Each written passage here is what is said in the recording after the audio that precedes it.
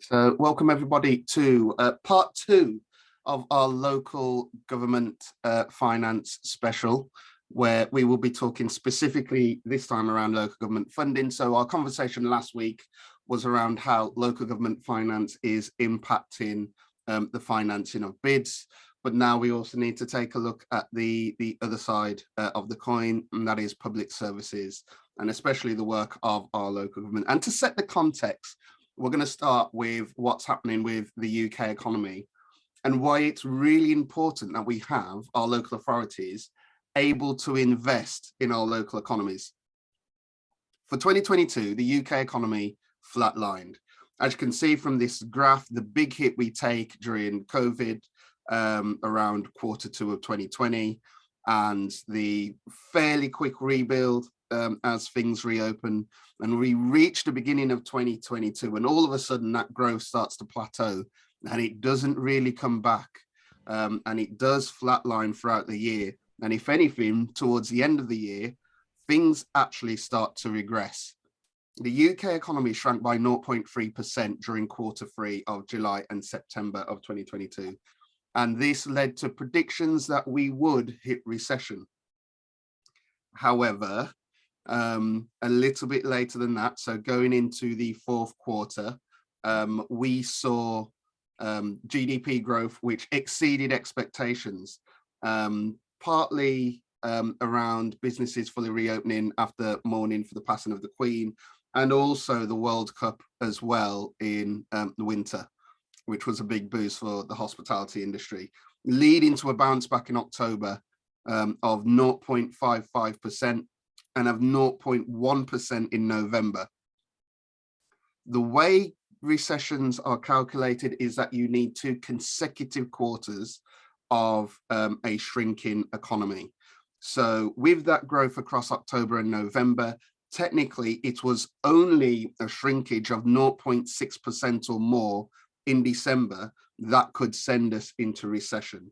And for December, remembering it's Christmas time, that is quite significant.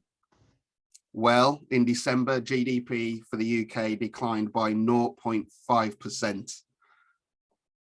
Recession avoided narrowly by the slimmest of margins. Now, it depends on how much weight you put on to the technical term of recession. Whatever the case, predictions remain grim in terms of the outlook of the UK economy. The International Monetary Fund projecting that the UK economy will probably shrink around 0.6% throughout 2023 on current projections. And there's a number of challenges which this is put down to. Challenges around energy and how that is constraining business activity and increasing the cost of living crisis. Challenges around supply chains, challenges around labour shortages, desperately needed infrastructure in investment, and of course industrial action. The last thing you need on top of labour shortages is an industrial action. Of course, the two are very closely linked, with some of the industrial action taken because of labour shortages in certain sectors, but it is certainly hampering businesses. And then we have to look at the broader context as well, a post-COVID environment, which might take some specific reorganisation and restructuring, especially of our commercial hubs. A post-Brexit environment as well, where we have all sorts of supply chain challenges and the need to invest in climate sustainability, whether it's adaptation or mitigation. There is so much that needs to change, so much that we need to invest in to get back to where we should be to boost that growth. That investment is essential, but we're asking the question, can local authorities actually drive any of this anymore? Now, what we're going to talk about today is probably something that's been on the card since the big financial crash of, I'm trying to think how long ago now, 15 years ago, the first rumblings would have been felt, 2007 in the US with the housing market, a ripple effect which spread right across the globe in terms of massive financial challenges for lots of various institutions, leading in the UK to cuts on local authority budgets, whether it's the coalition government, the Cameron government, the May government, all reducing local authority grants. Just for England alone, we would have seen a loss of around 18.6 billion between the year 2019-2020, going to from the year 2009-2010, for the following 10 years, a cut of 18.6 billion, a reduction of 63% in real terms, which is massive. And obviously we've got all sorts of problems now, which is only making the financial challenges of local government even worse, whether it's COVID or inflation or cost of living crisis, energy, etc. The county council's network is saying that actually some of these problems are probably worse than what was experienced during COVID. And there is all sorts of alarm bells ringing around local government funding at the moment. And it's the same, that might be specific to England, it's the same across the UK. Recent report saying that Scotland's councils face difficult spending choices with a £400 million spending gap. Similar challenges in Wales with unprecedented cuts, according to the council boss. Councils are desperate for more funds. If you have been paying attention to the news, you would have heard this morning. It has been announced by County Councils Network, going back to them again, that 3 in 4 councils are likely to increase council tax by the maximum amount in April for England. So this research from the County Councils Network found that of the 114 councils who have published their budgets for the new financial year, of them, all but one will be raising their council taxes. 84 of those, 84 of the 114 will be raising it by the maximum permitted amount, which is 4.99%. These are all upper tier councils with social care responsibilities. But the pressure is likely to increase. The challenges are going to continue because, as we heard at the most recent autumn statement, public sector spending will be cut further. So not yet, but from 2024-25, we expect more cuts to come in, looking at 19.4 billion of cuts to departmental spending, and further cuts to capital spending as well. This is potentially massive. So when it comes to discretionary services, and we're thinking things like economic development planning, business support, etc., these are usually the things which are going to get hit first because they are not statutory. And it's led to all sorts of warnings about the very viability. I can't believe I'm saying it's the very viability of local authorities. This story out a few weeks back in The Guardian saying English councils warn of an existential crisis caused by a funding shortfall. And is this why there's been so much attention around the Levelling Up Fund? Because it's not that the Levelling Up Fund then becomes something which is a nice to have for many local authorities. Are we saying that this is now essential to getting anything big done on those big key things, such as being able to adapt to a post-COVID environment, post-Brexit, climate sustainability, etc.? Is this now how we have to fund all of our big regeneration programs via local authorities? So huge swings from joy to disappointment from various local authorities, some having got through the process and got what they need, and others not being able to get through. Now, is this the right way for us to be funding the way we do economic development? So that's going to be a question we're going to ask later. And certainly, of course, the opponents of the current government will happily speak out against the current process for getting the funds for economic development on any sort of scale. But what has become noted that even friends of the government are fed up with the current system that we have in place. Andy Street, Mayor for the Greater Birmingham area, saying the begging bowl culture must end. and that it's just simply not feasible for lots of local authorities to knock on the door to see what they can get from government when to be able to fund anything. And that there should be something more sustainable in place when it comes to funding any sort of economic development or regeneration. It's led to calls for change, and they're fairly wide scale now. So there was a meeting not too long ago of various mayors who came together to say this. Andy Burnham summing it up as thus: the Levelling Up Fund announcement last week laid bare the issues with these short-term competitive funding pots. We must end up with winners and losers, but nobody is able to actually plan for long-term investment in their areas. Hardwiring Levelling Up into UK law would move us away from policy by press release and start to tackle the unequal living standards we have in our country. Has this call already fallen on deaf ears? Because even since that, the Treasury has tightened up on any powers Michael Gove may have had to allow any additional capital spending. So money for additional grants, probably not going to happen unless the Chancellor signs off on it. So that power has been taken away from the Secretary of State for Levelling Up. So we've got all sorts of problems with local government funding. Too many of them find themselves on the brink of financial crisis with very little financial power to lead on the big regeneration projects of any real scale anymore. And there is a belief that the ability to adapt to a post-COVID, post-Brexit economy in the context of climate change will demand regeneration projects of scale. So you start to ask, where does the money come from to invest in some of these projects, and what will be the role of local government going forward? And ultimately, not being able to do these things will inhibit that growth that is needed, and is one of the reasons why we are probably stagnating. So for today's conversation, we're going to ask exactly how bad are those funding pressures on local government, especially in relation to economic development and town centre management. To answer that, we've got Rachel North with us, Deputy Chief Executive of Derby City Council.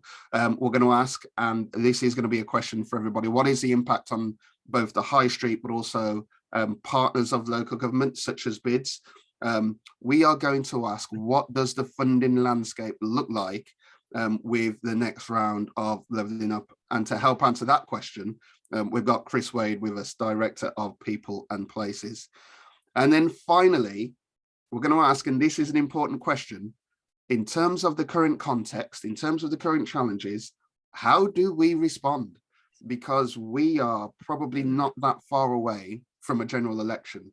So if we want to have a say on what comes next, on how things should change, we probably need to make sure we have our position ready and waiting now, and to make sure that we can put forward our thoughts to the powers that be when it comes to drawing up the next manifestos. So I'm going to stop there, and what I want to do is I am going to bring in Rachel, who I met at a NABMA conference recently, who has some thoughts on this particular topic. So I thought it'd be great to invite her on the call. So Rachel, thanks a lot for joining us. Do you want to take it away? Yeah, really kind to inviting me, OJ. Sorry, and that was quite a depressing introduction, wasn't it, really? I'm not going to add a lot of great cheer, I don't think, unfortunately. It's reinforced some of those things, but I've got some sort of comments about what we do in that context. Can you see my slides? Yeah. So I'm going to repeat what OJ has said, really, but perhaps give you a flavour from the front line and what it feels like, because I think it's very important for all of us working in this sort of in an area. We understand each other's perspectives, so we can work together in the most effective way. And it feels pretty rough, I have to say, at the moment in the front line, as we just explained. So absolutely national narrative going on about the level of funding cuts required this year, particularly this year across the sector. And many councils came out in the sort of last quarter, third, fourth quarter last year, as they began to think about creating their budgets for this year, giving really dire predictions of the level of shortfall they could see in their budget at that time, and no real sense of how they're going to meet that shortfall. We get in government our settlement from government in Christmas Eve, usually, occasionally after that. So very, very late and planning has to be done without certainty about government settlement. So a big debate was taking place in the third quarter last year of these issues, and it hasn't really changed in that time, to be honest. Settlement didn't really offer us anything to make any significant difference. So particularly some of the issues that you could talk about, I could explain that are part of that. This is, as OJ has said, the context. This is a graph done by the BBC, which shows you the level of funding from government, of the departments of government since 2010. And the purple line at the bottom with a really, really steep reduction, that is local government. That's in what we call the housing and communities department, now called Levelling Up Housing and Communities, but actually that's the bit that funds local government. You can see the other bits of funding in the Home Office around the asylum issues, the health service, education, not having anywhere near the significant reduction that local government has suffered. And I think we often feel concerned in the sector of saying this and for being accused of moaning and overplaying it, but actually those numbers are stark. The reduction 2013 are below the line of 60%, more like towards 70% of core funding gone. And despite a slight increase over that time, back down again now to where we were then. So that's the legacy that we start this conversation about where we are now on. That's the foundation of our funding and what it's looked like. And any of you, and all of you, I'm sure, are aware of your local authorities. Every year, there's a further round of how can we make efficiencies? How can we cut services? What can we do to try and balance the budget every year? That is how it feels. And then in the midst of that reality, we have the cost of living crisis, which is increasing the demand on social care. Social care is the thing that is really killing the local government sector, because we have critical statutory responsibilities for children and around child protection, and for older people who require residential care and domiciliary care to stay independent and support them in old age. Those things are statutory. We are absolutely required to do them, and there is no debate about them. And the cost of living crisis is making that worse, because clearly it's not rocket science to work out that if people are pressured around their finances, they might lose their home, become homeless. Their family might break down, give a child protection case, children taken into care.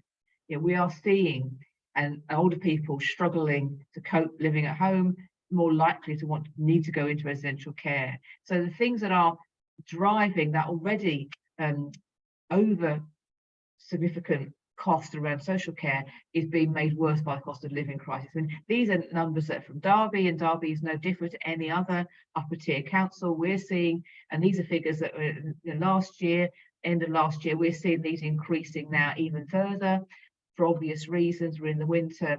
The number of homelessness cases we're seeing going up, more residential adult placements, more issues around child protection cases, more children in care. And we're seeing real expectation and demand around our hardship grants and school meals. Some of the indicators, some of those little lights on a dashboard that tell you something's going wrong around society, we're seeing them flashing, more of those flashing, and those put pressure on some of those services. Alongside that, perfect storm that every business, every organisation, every household is facing is the impact of inflation. And that clearly affects local government in exactly the same way. So our pay demand this year, which is now being settled with no strike action, I should say, for this sector, but we are budgeted for 2.5% to 3%, and then it comes out at 6%. That's a massive increase. You think about the level of workforce in local government that we hadn't accounted for. So how do we account for that? Our energy bills, and obviously running our swimming pools, our lighting and street lighting, all of those things have energy costs. The increase of that inflationary number from 18% to 55% is phenomenal. So, and all the other things that affect anybody, any household, any business, are affecting us, and they were unplanned. So the need to try to react to that unplanned cost has been very difficult. And so what is happening for all local government, particularly those councils with upper tier responsibilities, is a shift of where the money goes. So, and this is Derby's context, so it's no different. The orange box and the blue box are social care. So the orange box is adult social care and the blue box is children's social care. The other two boxes the resources, core communities in place and corporate. That's everything else the council does. So in that grey box, some of that is economic development, city centre regeneration, economic growth. But that's a tiny part of what you can see where most of the funding for councils goes. And that's before some of those additional pressures that we're seeing. So I was going to stop sharing there. That was a background, really. So how do we respond to that reality? What we've tried to do in Derby is to be really open about it and explain what it means to all of our partners. And we have we're very, I think, fortunate in the city as having a partnership board and a team Derby culture, if you like, around our partnership, where we have shared the reality of our situation with all of our partners in the public sector, the private sector, our cultural sector, and our community organisations. So there's no secrets about where we are, what we need to do. And we have managed to balance the budget by basically scaling back just about everything that we do in those non-statutory services. So we have enforced, despite our priorities around generation of our city centre, to scale back our capacity to do that across the board. So I've taken funding and posts, we did about nearly 150 posts out, full-time equivalent posts, and a number of our service offers have been scaled back. So our regularity of street cleansing, our regularity of grounds maintenance, our support for, our inspection regime around the highways, all of those things have been scaled back, not to lose them and not to make them unsafe, but to recognise less capacity. And we have similarly scaled back our commitment to economic growth and our generation capacity.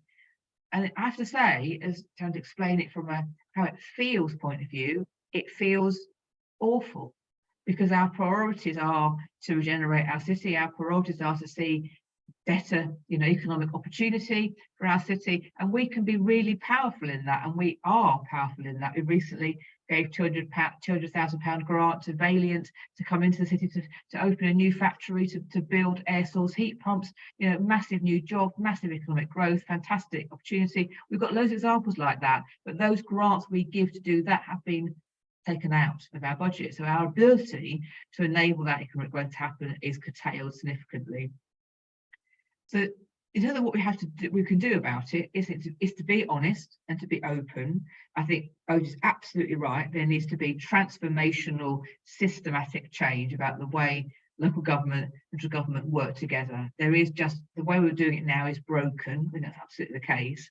In the meantime, try to work as best we can as a team. So what other resources do we have as a team in a partnership in our context in Derby City to maximise that opportunity? So how do some of our businesses lead some of our work?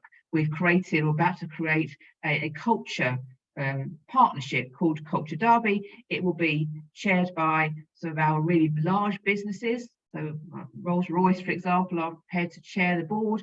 And how do we maximise contributions from businesses into our cultural offer? Because we can't do it as a council anymore. We have to find different ways of funding these things. So that's one example of doing things differently. How can we utilise the skills we've got in the business community, in the cultural community, in our community and voluntary organisations? How do we make sure we use the best use of all of our talent?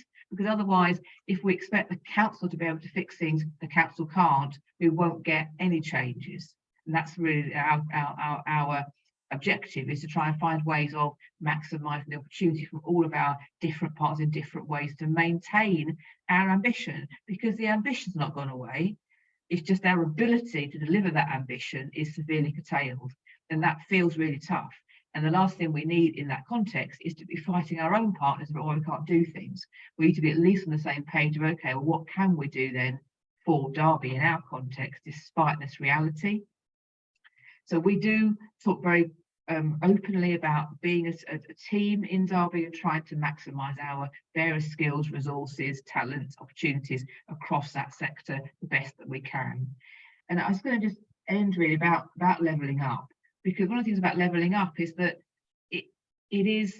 we got levelling up in this round. We got £20 million towards the redevelopment of our quite iconic assembly room site, which has been sort of empty now for 8 years or so. It's a really critical site on the marketplace in Derby.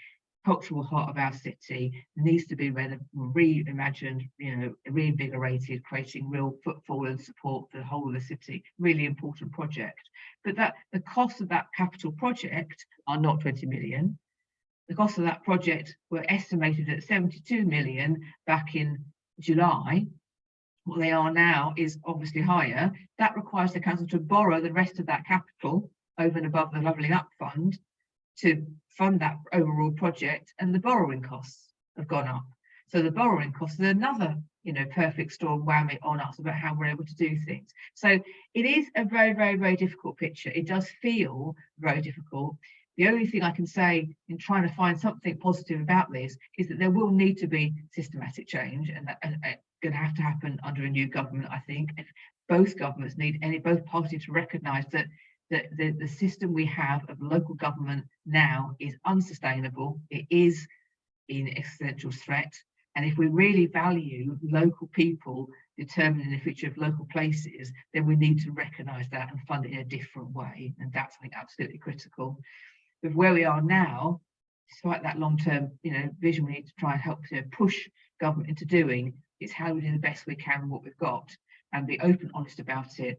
And if you understand what your council's going through, you're in a better place perhaps to work alongside us. What can we do despite all of these difficult challenges? And that's really our attempt to try to do that in Derby, is to try and hold on to the core, hold on to our ambition, recognise our limited ability to deliver that vision, work with our partners to try and maximise all of our resources to keep that momentum going as best we can. I'll stop there, OJ. Thank you very much. Thanks a lot, Rachel. I mean, firstly, guys, I told you she was great, and that was great. In terms of a Valentine's Day, this is probably as grim as it gets, because Rachel, when you say the most positive thing is things have to change, then that is a pretty dire situation, and unfortunately, one which most people on this call will probably recognise. First question to you from me. Do you think, so I was thinking this years ago when I saw the level of the cuts coming in for local government, especially around statutory services like economic development. Is this a false economy? Do you think the money we're taking out of local government to work on things which we hope would deliver growth is then partly the reason why growth is so poor in so many areas, and ultimately we're not really saving that much money in the long term? Absolutely. And we know, if you look at European countries and how they operate differently, differently. I know this is really, really nerdy thing to say, but I did do a master's many years ago. I did a piece about when I was doing that 20 years ago, it's not recently, looking at European systems and the UK system for central local government relationships. And we are a bit unique. We are so centralised in the power that is in our central government in Westminster, which is held in Westminster, and that's been going on for many, many, many years. There's lack of trust and understanding of the relationship between local places making decisions for themselves and central government determining it from Whitehall. And some of the European cities, Germany and France and Spain, they have a much more fluid approach to allow their places to make decisions for themselves and get on with things themselves. We don't seem to understand that, and the government seems to be. I say this, I say this as a personal perspective. When I speak to civil servants from different departments, their understanding of what it's like in local places is really, really low, and they're making decisions based on very limited understanding and information. And levelling up, let's be clear, the requirements we've got to go back to government on that has to be delivered by a certain date. We had to put in a full business case for that levelling up bid. We had to put in an economic analysis. We had to put in a milestone, a really complicated business case. I think Andy Street has estimated that Birmingham, they spent £1.3 million on writing their bids this round, and they got nothing. So the cost of putting in bids is a cost of a false economy, let alone when the money comes down and you've got to use it on certain things in certain timescales in quite restricted ways. I think, to me, the understanding of a government could be a power for good. It understands its place, it gets its local context. If it had the ability to do its own thing and be trusted to do that and funded to do that, it could do so much more for our economy, for levelling up, for prosperity, for dealing with inequality. I think all of those things personally.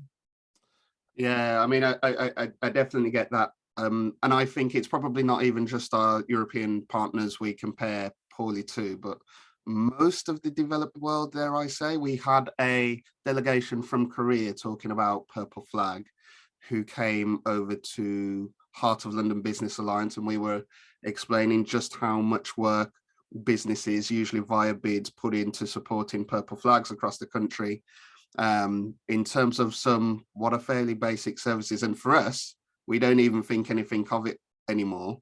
But that Korean delegation was surprised just how much funding we have to rely on from the private sector to do things like street cleaning and fund wardens. And they were almost incredulous at just how little is done via local government anymore, which I think is it underlines the difference between us and, you know, much of the the rest of the developed world when it comes to our funding in local governance. This is probably not just about Derby, but probably more broadly across the country. Is there a sense of frustration when people come knocking on the door for genuine asks in terms of business support, in terms of support for a town or a city centre, which ultimately is almost impossible for a local authority to support on because of the financial situation? Almost like you have to do a certain amount of expectation management with partners because you want to be able to support them, but unless it's things like statutory services, the money just isn't there. And yes, and it's heartbreaking. I mean, I didn't come into the government, and I've been in this, you know, in the sector now for nearly 35 years. I didn't come into this sector to be where I am now, where I can't offer support, where I have to say no, where I have to go, because the expectation of people is there that the council is there. The council is the council. The council can solve this. The council can help me. The council is here, and we've eroded the level of the role of our council over these years, so we can't. So we're all having to say no, and I'm sorry, and we can't do this. But what I try and do, and I mean, Ian's on the call, Ian have to make a comment from his perspective in Derby, but is to try and be open and honest. The danger is councils go retreat into their own fortresses and worry about their own problem on their own and their budget, and then just have a very negative and a very defensive response to communities asking them for things. We need to be open and honest about our position, because there are still opportunities to share resources and do things together. We can still make things happen if we do that in the best way. That's all we can do, isn't it, really? But as my team, I mean, you look at some of, I've been around a long time, but some of my heads of service, my managers, it's heartbreaking. It's heartbreaking. I can imagine. There's so many comments and questions here. So we got a question in from Jason Maxwell, and this might be for all rather than just you, Rachel. But if you wanna have a go at it, then feel free. So, do devolved / metro mayors or combined authorities actually help or hinder the situation? So while you might have a focal point in terms of accountability around economic development, is it just an unnecessary sort of additional tier of governance? So if anybody else wants to come in on that as well, then feel free. If I just start, because interesting enough, in the East Midlands, we are in the middle of a combined authority sort of proposal. And what we've said all the way through that really is that at the moment, the government's only offer to devolve power is through a combined authority with a mayor. That's the way they do it. And again, back to that centralisation point, everything we do as government is dictated by government centrally. So, you know, we have no control over any of that. We only exist because they let us exist. So central government has decided to devolve power down through combined authorities, and they have agreed money and some flexibility around fund functions and powers if you have one of those. So we are in the midst of trying to get one, because actually we could do some of that money. And part of our proposal deal is to get £38 million per year, every year for 30 years into the region. We wouldn't see it otherwise, new money. So in that case, yeah, we'll have it. Why wouldn't we?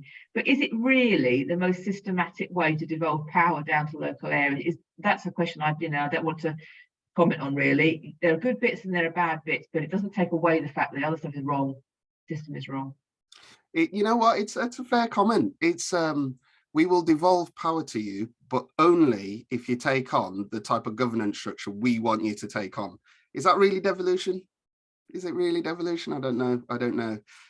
And another question for you. So on the, you've talked about the growing financial pressures around adult social care. Now I'm trying to put different things together here, because obviously it's not just, as a public service, it's not just local authorities that are under pressure. We've also got the NHS as well, which is buckling under the pressure, not just COVID, but for years of challenges around investment.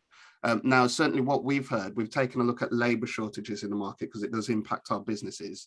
One of the things we have is a fairly unhealthy nation with a growing people on a waiting list for operations in the NHS, and a growing number of people who are simply not, they might be working age, but are not working because of ill health. Is something like that, might that also be linked to the challenges we might have around adult social care in terms of the health of the nation? We've had an aging population now predicted over the last 40 years. I mean, I remember doing my degree 30 years ago and talking about, we are the time bomb coming because of the way that population growth and, the demographics. We've known about it a long time. I think, personal view, it's really difficult, isn't it? Adult social care. One of the big things about the NHS and the council, these people need to remember, is that the NHS does not have to legally balance its budget. Councils legally have to balance their budget, which is why you get all these councils this pressure at this moment, because they have to legally balance. They have no choice. If they don't, they're bankrupt, they get commissions in, they get taken over, all of that sort of happens. The NHS hasn't got to do that, so they run deficit budgets. Every year they have a deficit. But the whole system about how we support older people, because what happened in those 12 years of austerity is that we've taken out preventative services, things that might stop people ending up needing residential care, which is really expensive, like libraries and sports centres and parks to get in, and all the things that actually help you live a life that is generally better, and you feel more socially supported or whatever, or small things, adaptations to your home, things that make it easy to stay at home have been cut back. So you get more and more demand coming to, like we see with A&E, all the demands coming to the acute emergency spaces, isn't it? Because we're not stemming the flow of any of that by doing things up front of the problem, you're making it worse. And some of the system, the markets are broken. Our social care is a really, really poor payer. We understand that, very, very low wages in the adult social care market. And that market itself is fragile because they required council paying for those beds in the residential care market. The council no longer to pay, they pay the same amount they used to pay for them. Profits have been reduced quite dramatically. Quite a few of the adult social care providers are handing the keys back. And in the meantime, councils have generally withdrawn from running their own in-house provision. They've gone to the market, and the market is not strong. So what does that mean in the longer term? There's a lot of things that just seem not to have been thought through systematically and the impact of them. So a lot of the pressure in A&E is caused by adult social care. Right, that's I'll shut up now. No, it's so much food for thought, and somebody somewhere is going to have to explain to me why we would get rid of preventative services, because talking about a false economy makes no sense to me. It's never made any sense to me why it's not necessarily saving money to make some of these cuts, because ultimately different problems are emerging down the line which only cost us more to deal with. I personally don't understand that, and I think what we're going to do at the end of this session, we're going to have a conversation about what ATCM needs to do next. I'm going to throw something in there, and that is invest in those things that prevent some of the challenges we see, especially around adult social services at the moment, which are linked to public services in our town centres. Surely things we should be funding in. Just a quick question for anybody out there before we move on to Chris Wade. How is local government financing impacting town centre management in your area? How is it impacting the delivery of public services? If you are running a bid, what is the impact on your bid from an operational level because of challenges around a local authority. If anybody wants to jump in before we move to Chris, speak now or forever hold your peace. John Foster, Glasgow, good to see you, sir. Do you want to come in? Hi, OJ, how we doing? Hiya, John, good to see you, mate. I'd just like to say, first of all, thanks to Rachel for the presentation. I think it's sort of very powerful in terms of the sort of the stats, the numbers that we're seeing. I'm not entirely sure where we go for here, really. It's almost as if it's not the fact that there's systematic failings within the system itself. I think we're at a point where you have to reflect and say maybe the system is set up to fail, that there's a desire for the system to fail. You know, that the private economy will just come in, the private market will come in and sort of sweep up. Within Glasgow City Council, my department alone within Glasgow City Council, I think, has to make something like £68 million worth of cuts this year. And that's on the back of, 10, 15 years of cuts. So you add all that up collectively and you think how many hundreds of millions of pounds has our council alone had to make since, the economic crash in 2008. So whenever you look at us, again, work for the city centre team, it's a small team. There's only half a dozen of us. We've been trying to backfill 3 posts for the last year. And it's only now we've managed to get a couple of bodies in and they've still to be appointed. So of course that does have huge ramifications for, how we deal with things, strategy. There's a lot of ambitions. There's a lot of strategic outputs and outcomes that we'd like to achieve. But without the resourcing, it's just impossible. So that's us looking ahead to try and make things better. But realistically, we're just trying to manage what we have just now. How do we maintain? And that in its own right is just incredibly difficult. So forget about trying to make things better or trying to put in the improvements that you'd like to see happen. Right now, we are struggling to maintain what we have. And that then, trickles down to the frontline services. One of the things that's come out recently, there was a sort of an expose in one of the sort of journals up here, where they were saying, even just like domestic bin collection might go to a monthly or 4-weekly system because there just isn't the resources. Everything costs money, so you need workers, you need the wagons.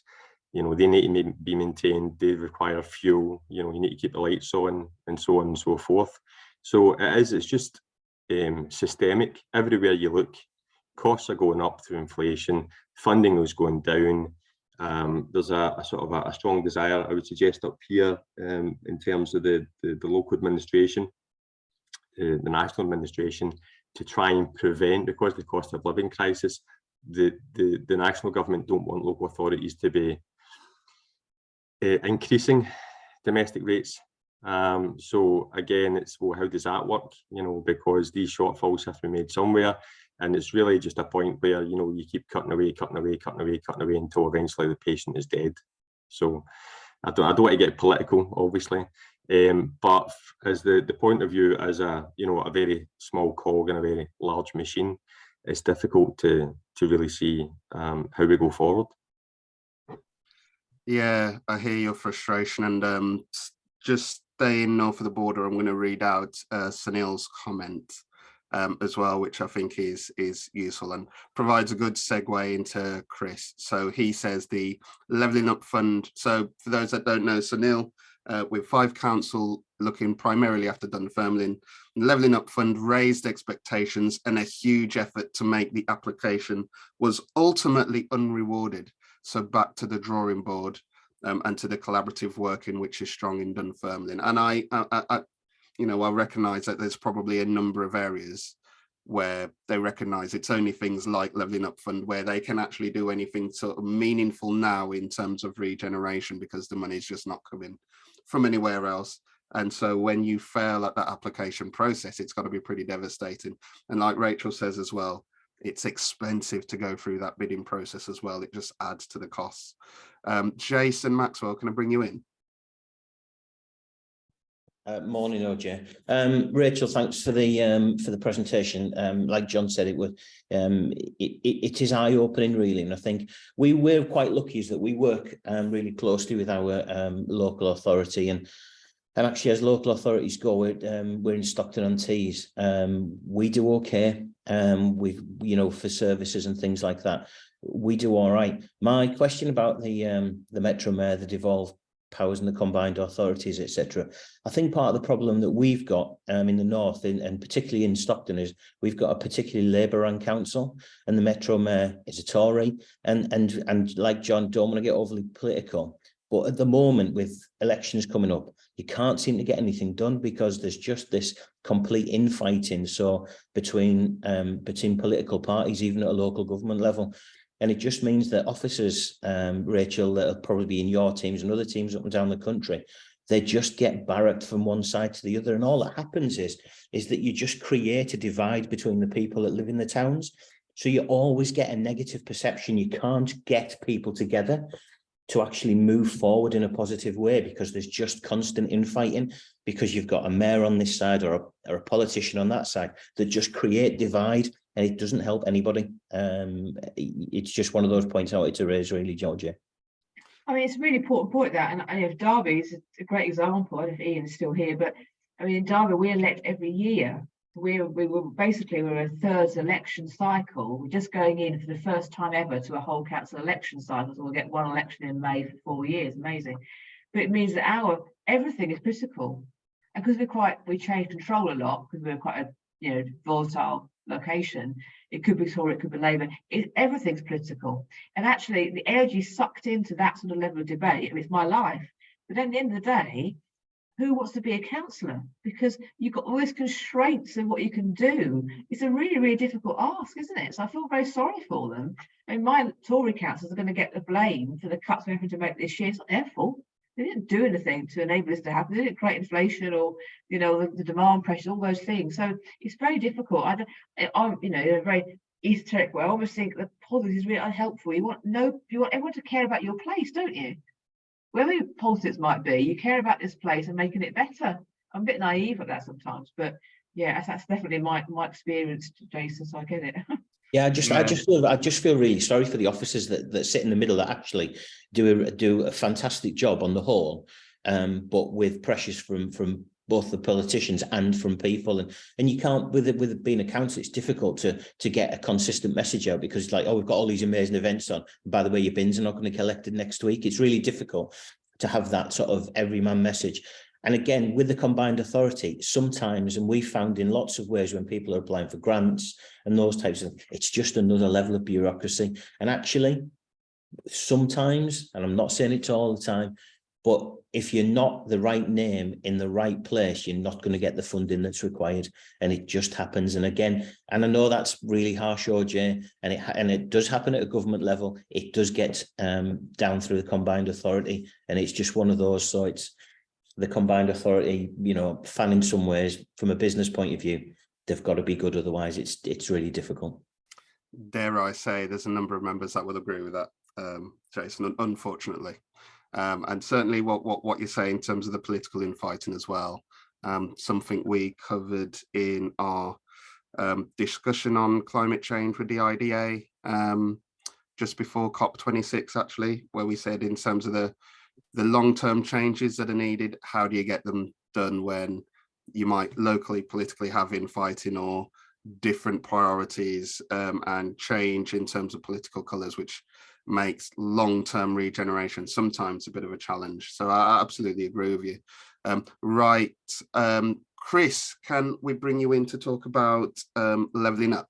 Because that's something specific we also want to focus on before we broaden out the conversation. Sure, OJ. And oops, I'm sharing my screen, but that's not what I wanted to share. Well, it's a bit worries me, isn't it, really? But really good conversation so far. Apologies. You're getting... yeah, do you need to press the slideshow button? Hang on a moment. I'll try that approach one more time. Share screen.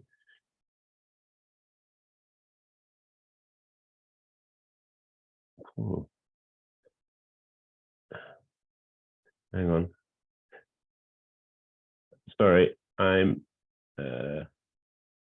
I'm getting something different to you probably all. Oh, we can see your PowerPoint slides. You can see the wrong ones though. Can you see the one that with the leveling up?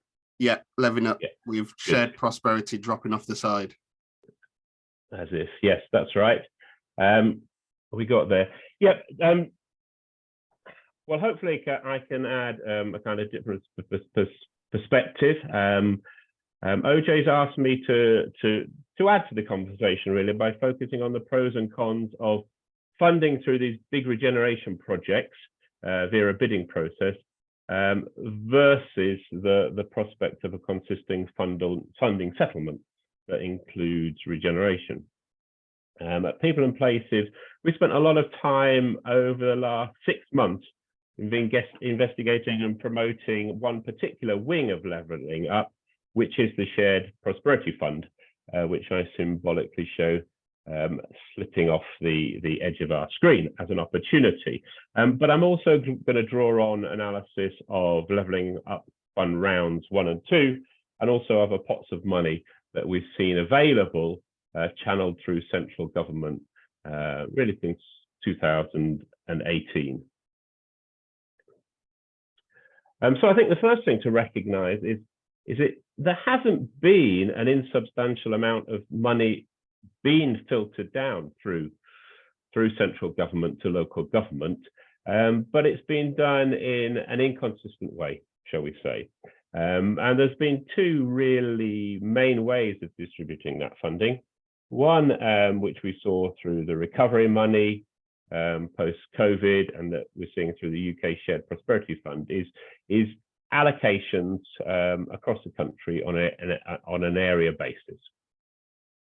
The other, where we're seeing the larger amounts of money and largely for capital-based schemes, is through competitive bidding process, which we saw through the Future High Streets Fund and its different elements, and we've seen through levelling up rounds 1 and 2. We've also had a process where government have essentially selected and allocated money to particular communities. We've seen that through the Towns Fund, where there's been significant amounts of money, again, largely for capital projects, and to a smaller degree through the support available through the High Street Task Force. So there's been a lot of money channeling down. It has come with constraints, and it has come in an inconsistent fashion. But from a regeneration community, it has been, I think, a substantial injection of cash to what we're used to seeing. And just to focus a little bit on the levelling up rounds 1 and 2, there was my LinkedIn feed and my emails were full, first of all, with a quick ways of people celebrating their successes, and then both in the media and then from other commentators, a feeling of dissatisfaction amongst the people that missed out. And when you look at, in terms of the proportion of successful candidates, well, any scheme that has 834 bids submitted, of which only 216 were successful, is going to generate a certain amount of discontent. And the other thing to recognise is that government itself identified priority 1 areas, but just over half of the awards that were made went to those priority areas. So again, something not quite right there. There was a lot of focus in January about the uneven distribution regionally, and a lot of media attention in terms of total amount going to different regions. And for example, the Northeast was highlighted as an area where, in terms of total amounts, there was an element of disappointment. Another way of looking at it, and a way that the government were keen to get us to look at it, is the funding per head. When you look at the funding per head, you see the Northeast actually doing quite well, on a par with the Northwest, which was recognised as doing successfully, and in Wales, and the Southeast and London, which were criticised for getting substantive amounts of funding not doing so well. I think looking to the future, the government has confirmed that there will be a level 3 without at this stage saying what the priorities will be. Looking to the future, I think it's those priority areas which the government have identified, and it's also looking to this middle range of regions, Scotland, Northern Ireland, West Midlands, Yorkshire and Humber, South West.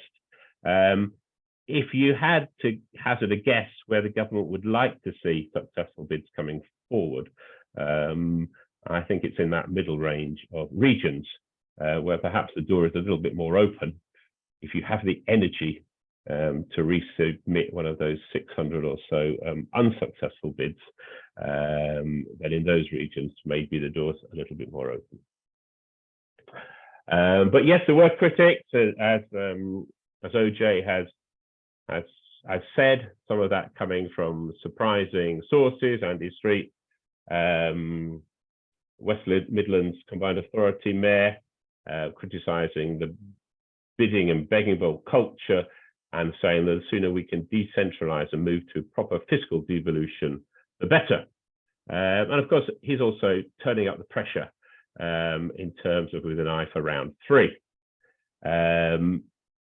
Now, I sit on Andy Street's Town Centre Task Force, and it's interesting really to kind of think, well, where should local devolution go to?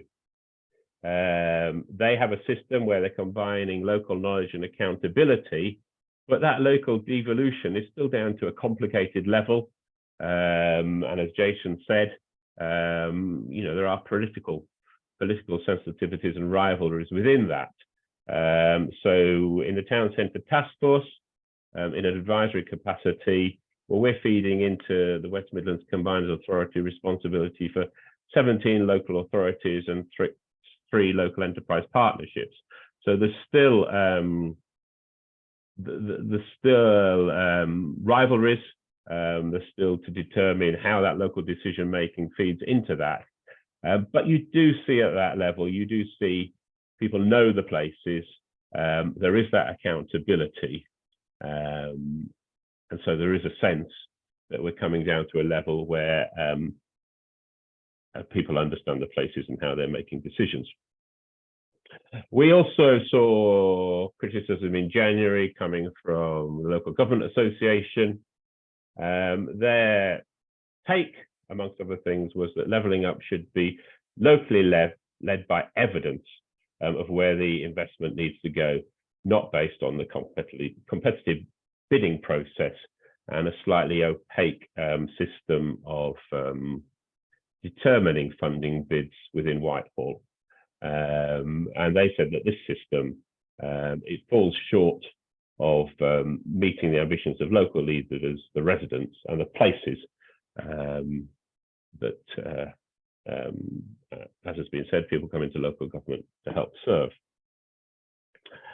And again, I agree with that. A number of years ago, we wrote the Revitalising Town Centres Toolkit for the LGA.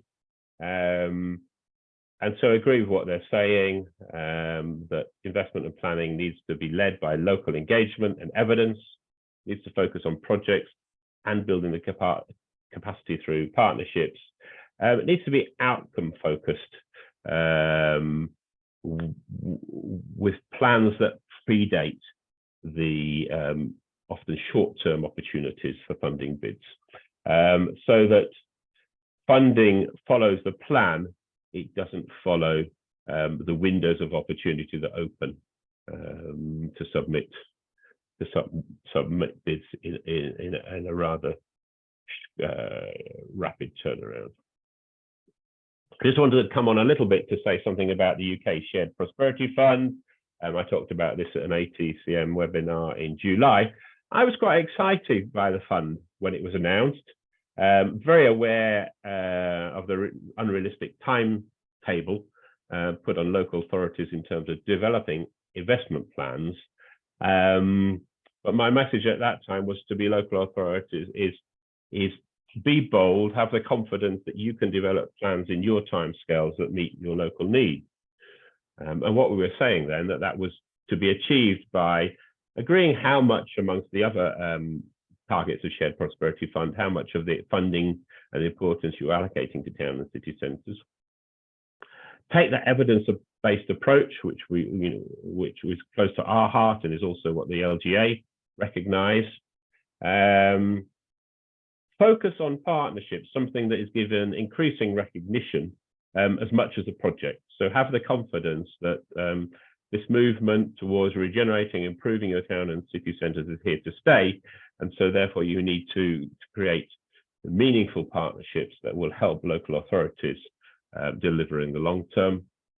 Build capacity both within your local authority and amongst those partners. And from our point of view, be very disciplined in the methodology, understand the issues, link the interventions to them, and measure impacts. All things that, in theory, the Shared Prosperity Fund gave people the flexibility to work with. Part of the issue that we need to recognise is why, from my perspective, has Shared Prosperity not lived up to my naive expectations when I spoke to you all in July? Well, I think one of the things, if you look at the reopening high streets, you look at the welcome back funding, you look at the share of the Shared Prosperity funding that is available to town and city regeneration and communities, then those are substantial amounts of money. The problem is the very stop-start funding commitment, where schemes are launched in a short window. Local authorities have a limited amount of time to distribute funds, and certainly as we saw through the ERDF-backed recovery grants, their hands are held in terms of what they can spend.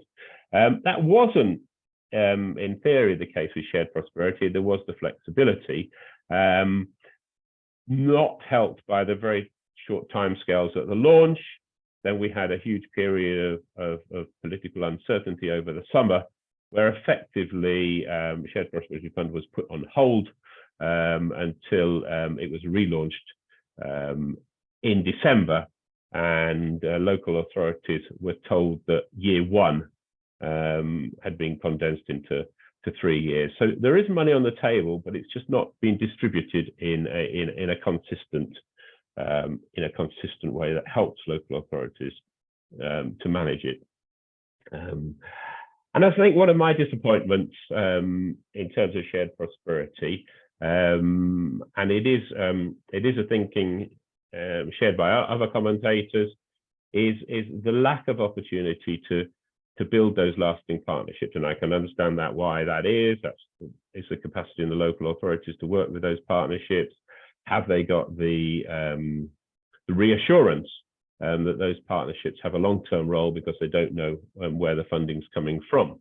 But as this illustrates, the government's backed High Street Task Force recognises that in 59% of the places visited by experts, its long-term investment plans, where they exist, are compromised by that absence or the poor quality of those networks and partnerships. So a shame I'm not picking up that investment that's possible into partnerships is coming out of the Shared Prosperity Fund.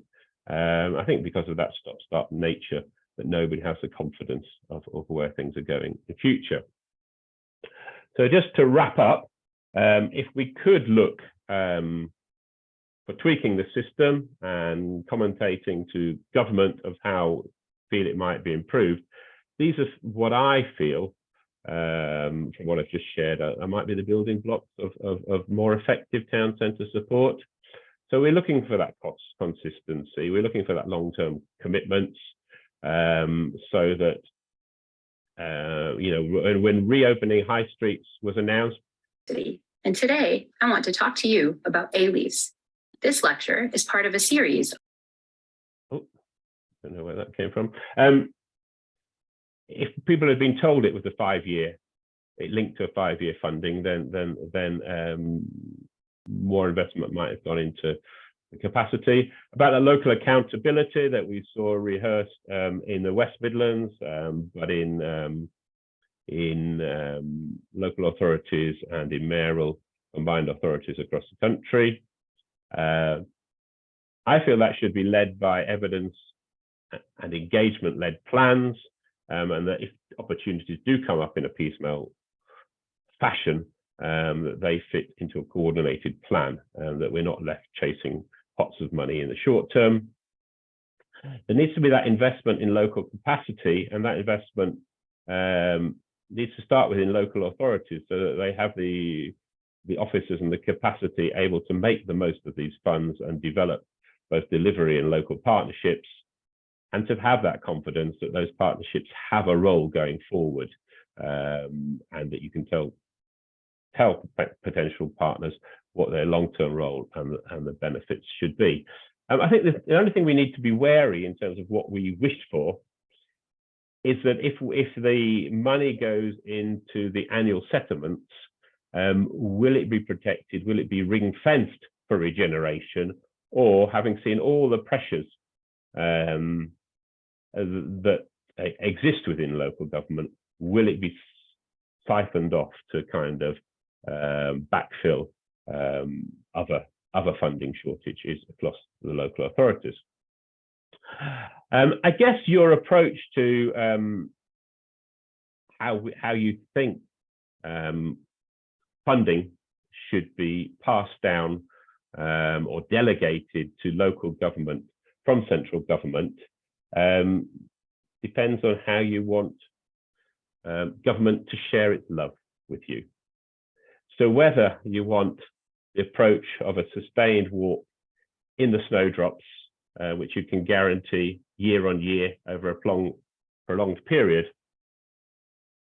or whether you prefer the bold, unpredictable statements of large capital funding injection that may or may not find their way to you. I'll stop sharing now. Well, thanks a lot, Chris. That's yeah, that's excellent insight, and I think you've brought up a few key questions I want to ask. Before we get there, though, I think just on the issue of partnership capacity, which is a fair question. For those people that haven't booked yet, it's now final call for the ATCM Place Management Conference for 2023, our first place management conference in 3 years. The last one took place days before lockdown. Once again, we're at Euston. We are talking about whose high street is it anyway, and partnership capacity is the main thing on the agenda. And we will have Bex Trevelyan, who's co-founder of Platform Places and Library at Things, looking at how she struggled as a social enterprise to get access to property and how she's looking at shifting the balance of power in the property sector. We've got Councillor Nigel Cook from Stockton-on-Tees Borough Council talking about the complex process of going through regeneration to deliver the Stockton waterfront urban park. And we'll ask if regeneration projects of that scale can feasibly take place without local government leading, given the very conversation we're having today. We'll have Daniel Davis, CEO of Rock Point Leisure, demonstrating how it is possible for the private sector to get involved in grassroots regeneration. Our first panel debate will be called Whose High Street Is It Anyway? It'll be chaired by Professor Kathy Parker, who is the research lead of the High Streets Task Force, looking at exactly the issues Chris has brought up around the lack of partnership capacity. The panelists will come from private sector property, local authority, and from community as well. It will include Nadia Bricado, who's CEO of Team London Bridge and co-chair of the BID Foundation, Ian Harvey, Executive Director of Civic Voice, Sabri Masuri, who is Asset Director at Crosstree Real Estate Partners, and Councillor Professor Samir Bagan, who's Councillor of Brighton and Hove City Council, all on that panel. We'll then look at challenges around how to develop what comes next in terms of partnership capacity in our town centres. Jon Fletcher talking about ending property fragmentation. He is the Director of Finance and Commercial Policy in the British Property Federation. We've got Alice Fung who is the co-founder of Architecture 00, looking at high street trusts. We have got Jenny Sampson, who is the program manager for Power to Change, looking specifically at community improvement districts, and she will be joined by Joanne Cooper, CEO of Back on the Map, to talk about a specific model they've put together around community improvements in Sunderland. We will then move on to our final panel debate around governance, ownership, investment and transformation, and that will be chaired by Dr. Steve Norris, National Head of Planning, Regeneration and Infrastructure at Lambert Smith Hampton. He will be joined by Vivian King, Head of Real Estate and Social Impact at the Good Economy. Amy, I believe, is on the call now. Amy Taylor, Team Manager for Regeneration Opportunities at Glen Gwent County Borough Council. Ewan Leitch, Chief Executive of SURF, which is Scotland's Regeneration Forum as well. Hopefully we'll be joined as well by Giles Semper, who has great experience across bids and property. So it's going to be a key discussion. There aren't many tickets left. We've had about 120 seats go. So if you want to join us, now's the time to book, but the whole agenda will be about partnership capacity. Chris, I think you brought up so many key issues. I think one of them is if we do look at more consistent funding settlements for local government, and this is a question for us as we go forward with our influencing of manifestos with the main political parties, to stop money possibly not going into economic development. Is it right for us to say economic development should be classed as a statutory service, or should it remain discretionary? Open to comments, open to contributions on that. And I'm certainly, people from local authorities might have a particular view on whether that is something we should ask for. So Chris, do you want to jump in on that? Should local authorities see economic development as a statutory service, or is that a step too far? Well, I think it's then how you define all the different elements of economic development. So, you know, shared prosperity, a lot of the cash has gone to, you know, maintaining business support networks, which has a value. I don't think it has the same value as investing directly in our communities and town centres. So I think it's hard to define, but I think there is an element of careful what we wish for. It's been imperfect how the government has injected cash into regeneration recently, but there has been, my perception is there has been an injection. Yeah. Anybody else want to jump in with thoughts on that? Should economic development be a status? And I think you're right, Chris, certainly in terms of exactly what we mean by economic development, because that could be anything. We could be talking about physical regeneration. There is an overlap with planning, with business support, etc. So there's lots in there. Lisa, can I bring you in, and then can I come to you, Rachel? Sure.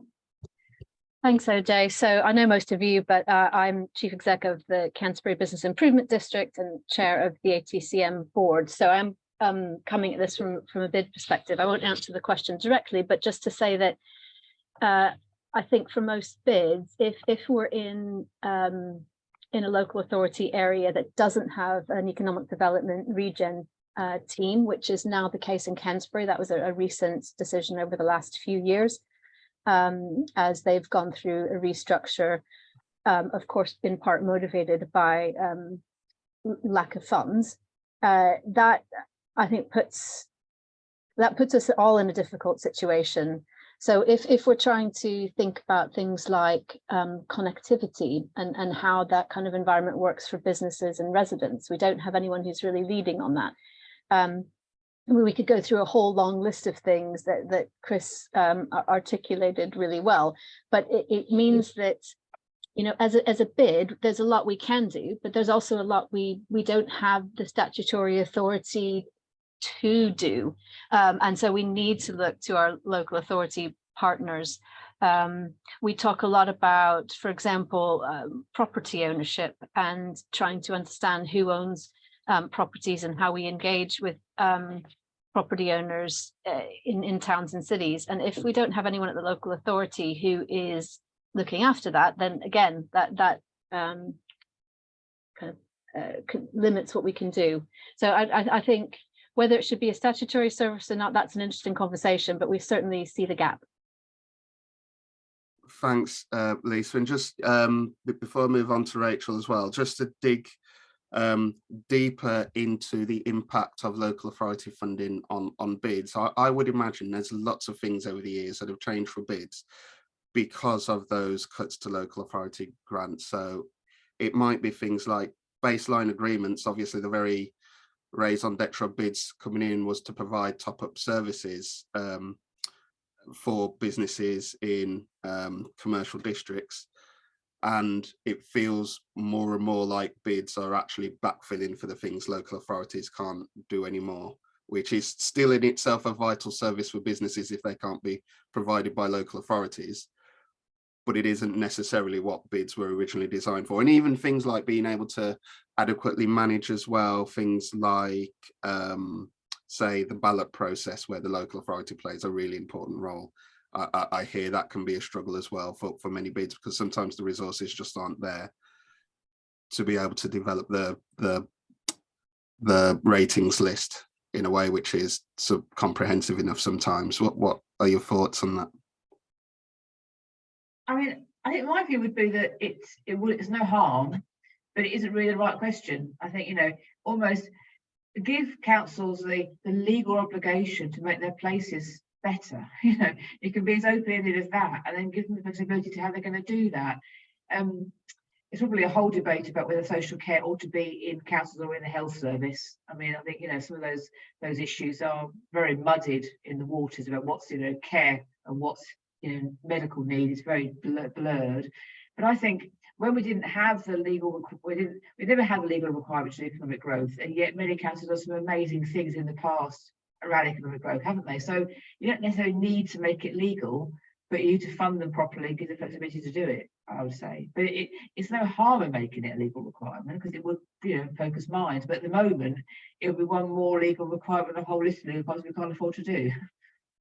Yeah, absolutely. And I should state that certainly there is no chance ATCM asking for it to be a legal requirement without the money to actually do the task. The money, the funding to actually do it must come first. So I completely agree with that. And then is it a question of moving towards sort of a consistent settlement, or continuing through the bidding process, or actually is it a little bit of both? We can have a bidding process, we can have whatever grants in a competitive process, but first and foremost, in terms of core funding, local authorities just need more. Yeah, they do. I mean, to be honest, the competitive element of it, I just, from our experience, talking to civil servants about what we need in Derby, trying to make the case, follow the hurdles they've put in front. What was the purpose of that, really? Because they have no idea, really. They don't know Derby. And one of the civil servants came down at one point, have a conversation with him. He said, it's really nice to see you, because to us, you just rely on a spreadsheet. And he said that. He didn't think it was a problem to say that, but that's the reality, isn't it? How do you know? Every place is different, isn't it? And I think it's trusting. That's what the European models are. They trust their local government structures to know what's the best thing to do. So I think this whole rigmarole, competitive bidding for money, I think it's counter to that, to be honest. Yeah, I mean, would you prefer the local government, the LGA's recommendation of having a sort of robust evidence-led approach where proper need can be identified and then money being allocated to where that need is, rather than a competitive process where local authorities have to jump through hoops? Yeah, I think so. I mean, there may be a place for some sort of competitive nature, but it feels to me this government's got a bit mad with it. I mean, the amount of competitive thing we have to do. I mean, at the moment, we're still waiting to find out whether we've been given the headquarters of Great British Rail. That was a competition that the government set up last summer, and we had to do a public vote, we had to do a business case, we had to do a presentation to the minister. Let's do all sorts of things, and we did it, and then we heard nothing, and they've delayed it and delayed it and delayed it, because to the long grass, nothing happened. It doesn't really build respect, does it? And understanding on both sides of what we can do together. It's a bit, it's far too deferential. We are deferential to government, and they treat us in this very sort of poor way. That's got to change. That relationship's got to change. Yeah. Any comments from others around the challenges you're seeing at a local level?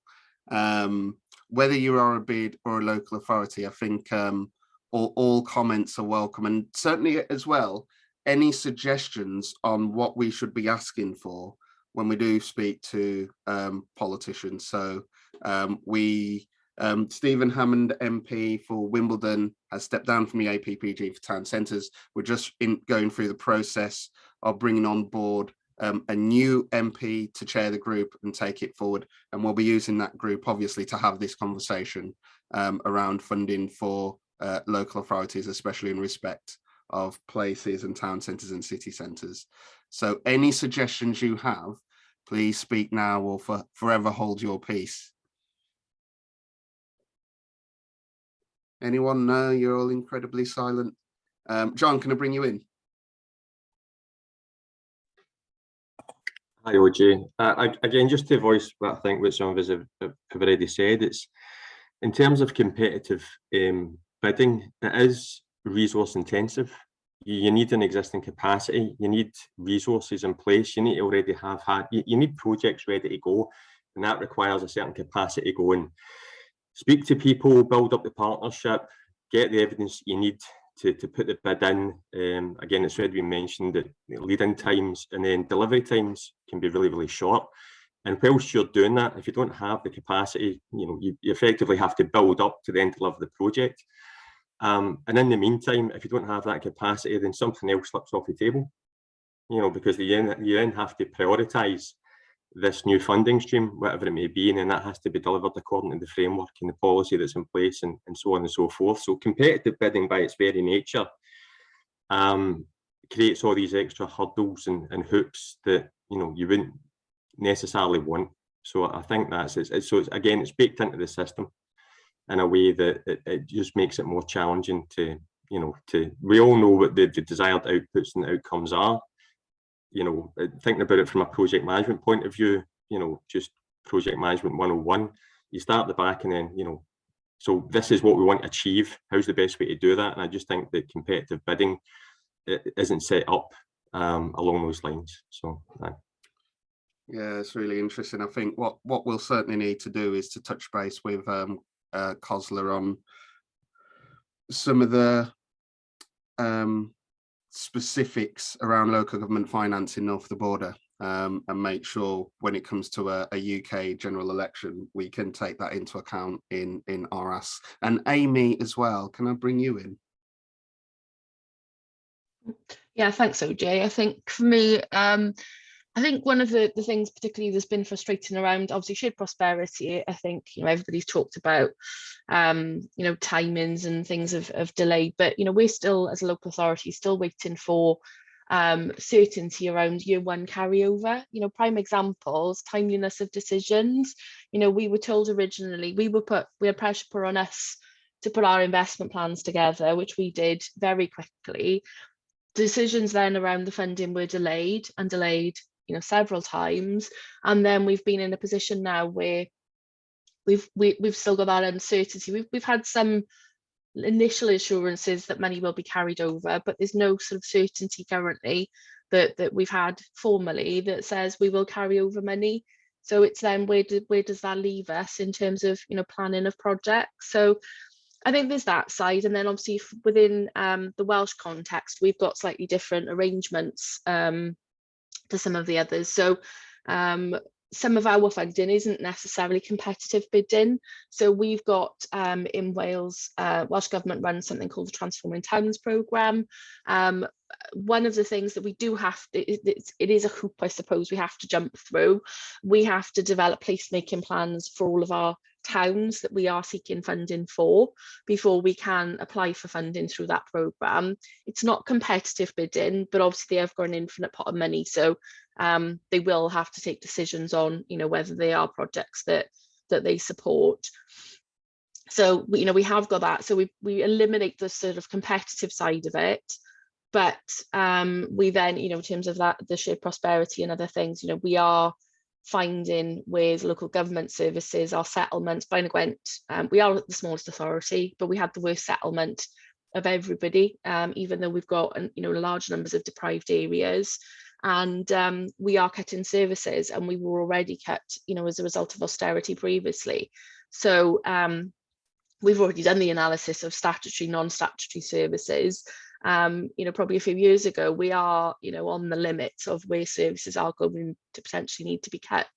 So yeah, it's, don't know where we're going to go, because obviously we've then got the UK Gov to Welsh Gov down to us scenario, and it's then, you know, what Welsh Government's priorities are after UK Government have given their indication. So yeah, it's quite a tricky one for us as well, really.